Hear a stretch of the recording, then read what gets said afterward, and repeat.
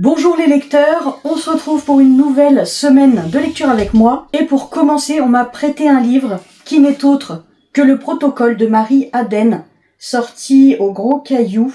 Donc c'est ce livre-ci que je trouve très joli. Il est un peu... en fait, il fait la taille d'un poche, mais c'est un relié. Donc je trouve ça assez original.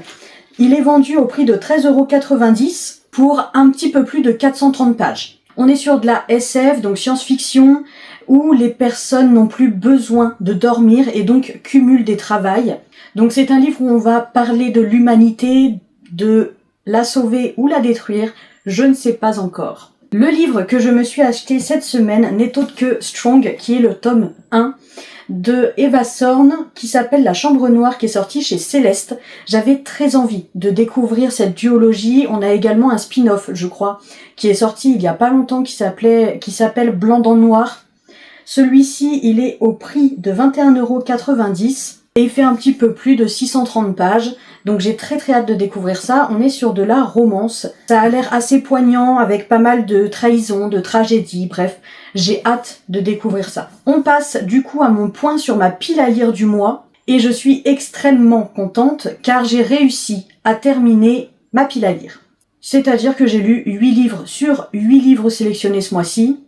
Et c'est vraiment joli. Cette semaine en tout, j'ai lu 3 livres dont une fiction contemporaine, une fantaisie, ainsi qu'une romance. On commence donc par la fiction contemporaine qui m'a été prêtée par ma maman, Nos jours heureux de Gong Ji-young, qui est ce livre-ci sorti chez Pic et Poche pour le prix de 9 € et il fait un petit peu plus de 350 pages. Donc un petit livre qui se lit très bien, très rapidement aussi parce que c'est d'une fluidité sans nom. J'ai adoré ce bouquin. On est sur un roman traduit du coréen. Bravo d'ailleurs aux traducteurs, donc Choi Kyun-gran et Isabelle Boudon, qui ont fait un travail exceptionnel. D'habitude, je ne me tourne pas forcément vers la littérature coréenne, mais je vous avoue que celui-ci, il me tentait particulièrement par sa 4e de couverture. Yoo Jae-young a le cœur en miettes lorsque sa tante Monica, qui est religieuse, l'emmène à la maison d'arrêt de Séoul visiter un condamné à mort.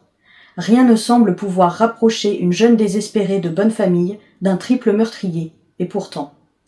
Au fil de leur rencontre, ils vont se raconter avec sincérité leurs vraies histoires, affronter les ténèbres et découvrir les lumières éblouissantes au sein de ces ténèbres, réparer leurs âmes meurtries. Ce roman bouleversant nous parle de la force de l'amour, de pardon et de rédemption. Ça a été un livre absolument magnifique, un coup de cœur, honnêtement pour moi.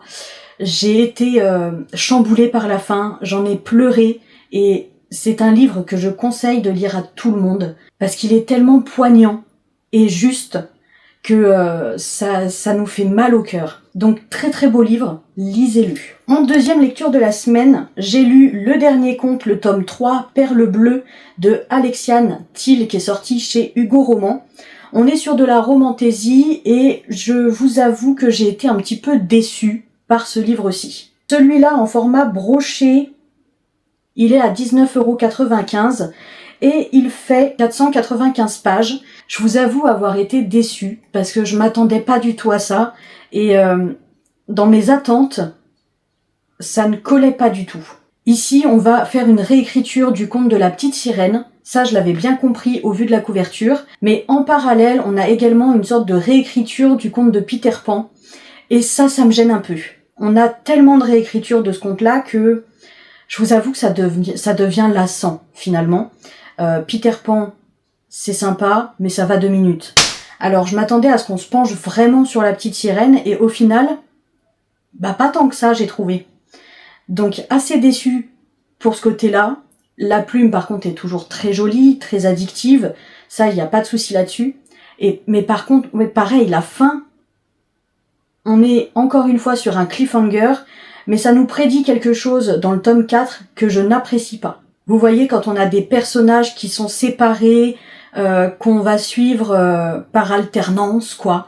Non, je n'aime pas ça, je n'apprécie pas. Je veux que mes personnages restent ensemble, parce que ça devient vite long et lourd. En tout cas, c'est mon point de vue et mon ressenti. Pareil, on a des révélations qui, moi, ne m'ont pas transcendé. J'ai trouvé ça un peu gros. Je me suis dit, non quoi. Je m'attendais vraiment à mieux. Donc écoutez, bien sûr que je vais lire le tome 4, c'est évident. Je vais quand même finir cette saga. Mais voilà, celui-ci, ça a vraiment pas été le meilleur, en tout cas j'ai trouvé. Je l'ai noté 3 étoiles quand même, donc c'est pas mauvais, hein, loin de là. Mais pour autant, c'est le plus mauvais de la saga pour le moment. Et comme dernière lecture, c'est donc la romance. J'avais besoin d'un petit peu de légèreté. Et là, je me suis orientée sur We Met Like This de Casey West, qui est sorti chez Talent Édition à 16,90 € pour un petit peu plus de 400 pages. On est sur une maison d'édition que j'adore, avec des formats brochés super sympas à prendre en main, un peu comme Saxus Romance. Ils sont pas immenses, ils sont malléables, ils sont vraiment fluides. Les pages, elles sont ni trop fines, ni trop épaisses. Donc j'aime beaucoup le format. J'adore également généralement leurs histoires et ce qu'ils proposent. Et écoutez, j'ai bien aimé. Ça a été un 3,5 sur 5. Donc bonne note, j'ai bien aimé, c'était vraiment sympa, j'ai passé un bon moment.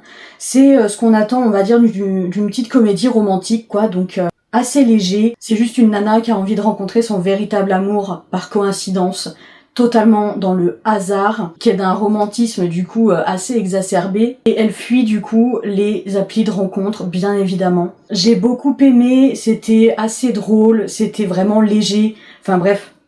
C'était très sympa. On est parti pour les sorties de la semaine prochaine. Le 3 juin, nous avons Funny Story qui sort en format poche de Emily Henry. Comédie romantique très très sympa apparemment. Assez drôle aussi de ce que j'ai cru comprendre. Dans ma pile à lire du mois de juin, je pense sélectionner Happy Place parce que ce sera le premier livre d'Emily Henry que je lirai. Donc à voir si j'accroche ou pas avec sa plume, mais si j'aime bien, je pense que je m'offrirai le Funny Story. Celui-ci, il sort au prix de 8,95 € chez Hauteville pour 448 pages. Le même jour, nous avons Le Café des bébés dragons de A.T. Créchy, je sais pas trop comment ça se prononce. Ça sort chez HarperCollins. J'ai très hâte de découvrir ce livre, ça a l'air d'un cosy, d'un mignon absolument génial. Je pense que c'est typiquement le genre de lecture qui me fait du bien entre deux gros pavés bien conséquents. Et ouais, j'ai envie de voir un petit peu comment on a utilisé la créature du dragon ici. Ça me semble assez fun. Celui-là, il sort au prix de 19,50 € ou 9,99 € en format numérique pour 368 pages. Donc c'est un petit bouquin qui coûte quand même cher, mais je vous avoue que là, je suis tentée. C'est tout pour cette semaine. J'espère que ça vous plaît toujours autant. Je vous fais des bisous et à tout bientôt.